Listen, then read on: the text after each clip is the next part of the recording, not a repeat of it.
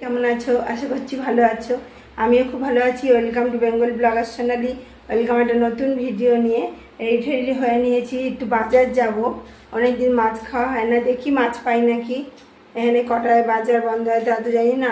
তা চলো মা যাবে, আমি আর দাদা ঘরে থাকবো। তা চলো রেডি হয়ে নিয়েছি। সকাল থেকে কিছু রান্না এখনো হয়নি, এসে যা হোক করবো। কালকে বটি আর সাহসি নিয়ে এসছে। হ্যাঁ, ভাবলাম সাহসি পাওয়া যায় না, দেখছি না সাহসি পাওয়া যায়। যে সাহসি আর বটি যখন কাটবো তখন তোমাদের দেখাবো। হ্যাঁ, এটা আবার হাতে হাতে না গরম লাগে সেই রকম করে দিয়েছে। হ্যাঁ, এই যে এখানে প্লাস্টিকের করে দিয়েছে যাতে হাতে না লাগে গরম। তা সাহসি আনা হয়ে গেছে। না থাক এখন। তা চলো বাজারে গিয়ে আবার দেখা হচ্ছে। মাছ নিলে এত 130 কেজি। 130? হ্যাঁ 130। দে 100। কত বড় বড়? আচ্ছা 100। 1 किलो। হ্যাঁ 2 किलो। एक 2 किलो। नहीं हेलो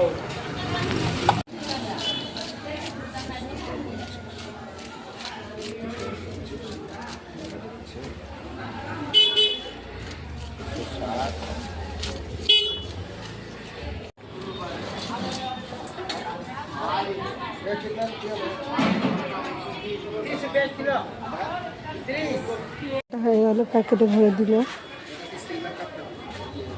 ए बहुत अच्छा लगा हमको, बहुत माछी है। माछी माछी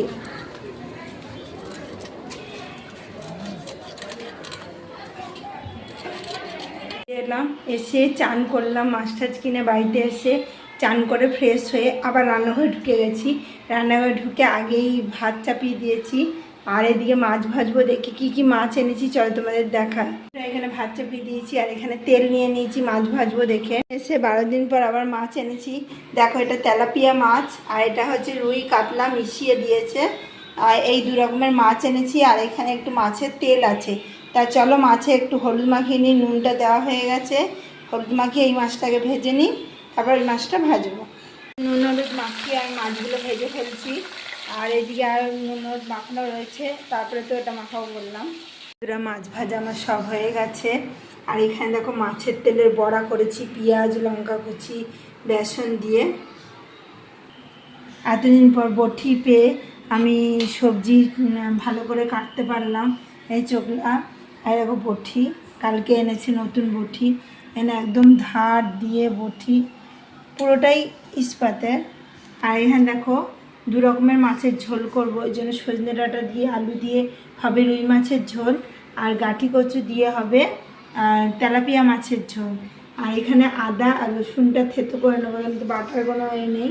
তা চলো এগুলো রেডি করে, মশলা রেডি করে তারপর আবার আসছি। 2 উনানে 2টো কড়াই চাপিয়ে দিয়েছি তাড়াতাড়ি হওয়ার জন্য। এখানে গাঁঠি কচু দিয়ে ঝোল হবে, এই জন্য ফোড়নে তেজপাতা আর গোটা জিরে দিয়েছি। এখানেও তাই তেজপাতা আর গোটা জিরে ফোড়ন দিয়ে সজনে ডাঁটা আলু ভাজার জন্য দিয়ে দিয়েছি। আর একবারে মশলাও রেডি করে নিয়েছি, নাহলে পুড়ে যায় তাড়াতাড়ি। এখানে পেঁয়াজ নিয়েছি, গাঁঠি কচু দিয়ে যে তেলাপিয়া মাছের ঝোল হবে সেই জন্য। আর এটা গাঁঠি কচু দিয়ে তেলাপিয়া মাছের ঝোলের মশলা। আর এটা হচ্ছে ঝোল ভালো করে কষিয়ে নিয়ে ঝোল পরিমাণ মতো জল দিয়ে ঝোল চাপিয়ে দিয়েছি। 2 উনানেই কিন্তু ঝোল ফুটছে, একদমই অল্প তেল মশলা দিয়ে রান্না করেছি।